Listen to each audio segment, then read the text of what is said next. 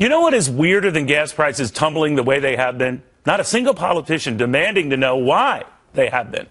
Because they sure didn't waste a nanosecond taking to the microphone when gas prices were going in the other direction.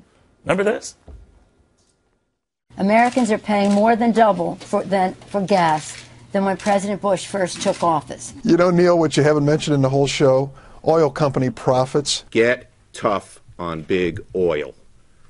The president refuses to do that. If their CEO is giving a retirement gift of $400 million, doesn't that so bother you a little crude bit? oil, so let me ask you this, Senator, when crude oil goes up, and the average business is Senator, subsidizing that kind of greed? We are one accident or one terrorist attack away from oil at $100 a barrel, not just 75. We have no leadership. Well, fair and balanced, now that prices are falling, I'm sure we're on it. So let's get the latest reaction to it. Crickets. Nothing. Where have they all gone?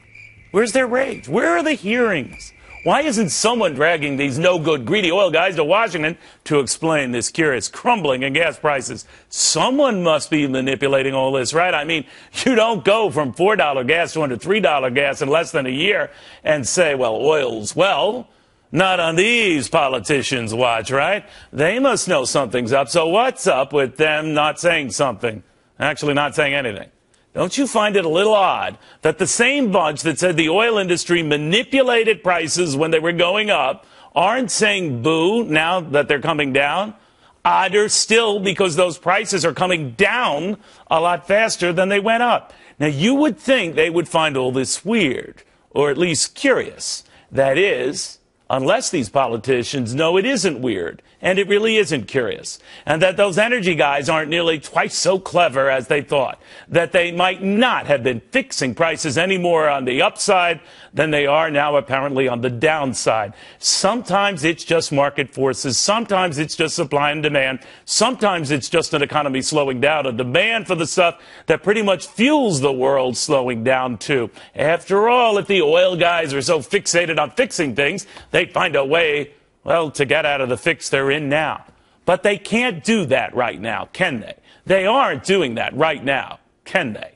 And now a lot of them are in trouble, aren't they? And a lot of oil drillers who can't afford to drill are in even bigger trouble, aren't they? What about those jobs? Who's looking out for those folks? Who's demanding hearings into their sudden plight? Where is their commission? Where is their kangaroo court?